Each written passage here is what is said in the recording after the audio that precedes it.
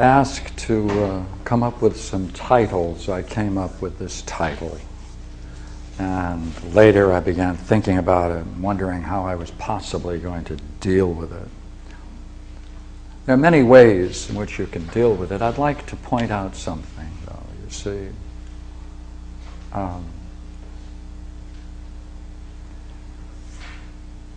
We talked about the present, Platonic philosophy. We're talking about the future.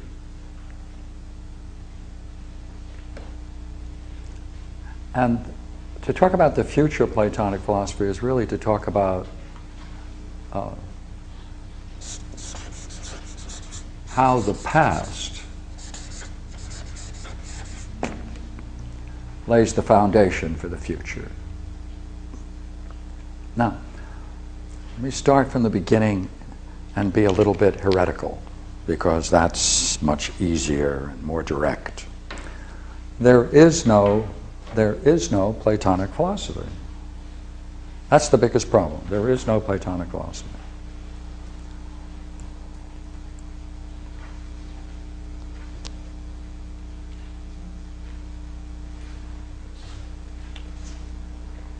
If philosophy is the love of wisdom, right,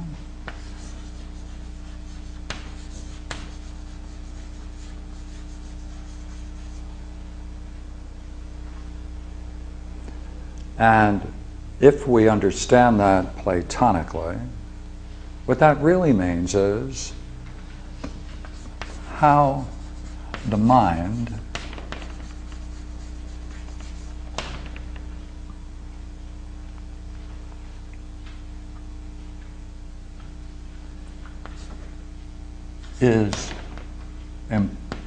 or how the mind functions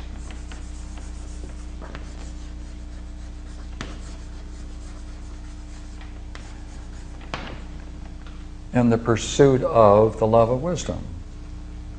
Now, it's mind only, the symposium that reaches the insight into the nature of ultimate reality. That's the way it's described. Now, therefore, if the mind functions for a vision, that's what it's doing, the mind functions for vision, then the mind is an intellectual instrument that's capable of seeing into the nature of ultimate reality, which is what wisdom is. And the experience of wisdom, as we all know, that is experienced as the perfection of beauty. An overwhelming experience of which nothing greater can be possibly conceived. But it's through the mind only that that experience is reached.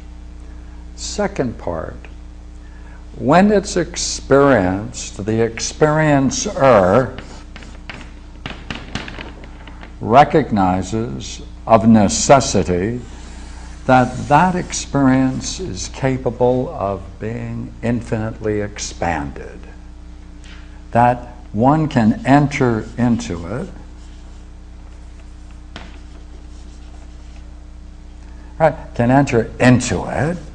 more and more profoundly, no end.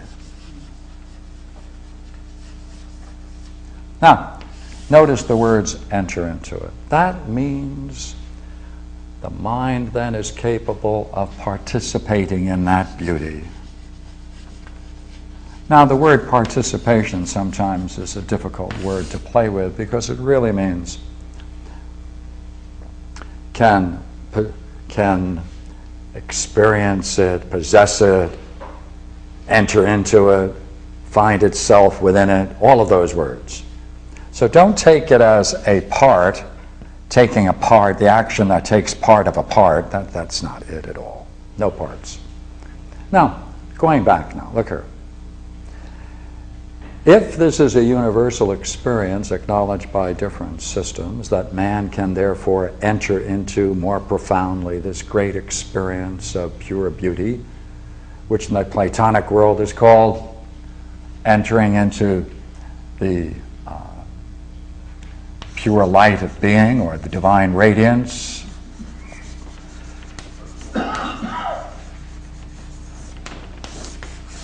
All systems that have this idea, Tibetan Buddhism, various systems of Buddhism, the Hindus, Yoga Sutras, etc., have this participation in light. Therefore, what makes this Platonic is simply that the mind is functioning for this end and no other tool, no other way is being employed. Therefore, if you're going to use the mind to try to reach that kind of a state, you are going to recover step by step the Platonic tradition, because that's what it is. Therefore, we don't even need the word Platonic. It is a natural way of reasoning if that's your goal. If you decide to reach that pure light of being, the divine radiance with mind alone, one way or the other you're going to develop what is called a Platonic system. Therefore, there is no such thing as a Platonic system. It's a natural system when you are primarily concerned with gaining a vision of the nature of reality with and through the mind. You don't need the word Platonic because you're going to do it Platonically. So, now, this is a curious statement to make. There is no Platonic philosophy, because anyone who does philosophy using the mind is going to do it, as it were, Platonically. You don't even need the texts. Matter of fact, in the ancient world, they thought that you could do away with all the Platonic texts, and all you needed was a few quotes from the Chaldean oracles, and that's all you needed to reconstruct the entire system. So therefore, what I'd like to do tonight is to try to take you to what I think this is going, where this idea is going. And I'm going to pull it out of my own past and to try to therefore take you through a guided tour. First, let's see if we can see these words mind and function, because I'm going to use them in a very interesting and strict way. All right, here we go.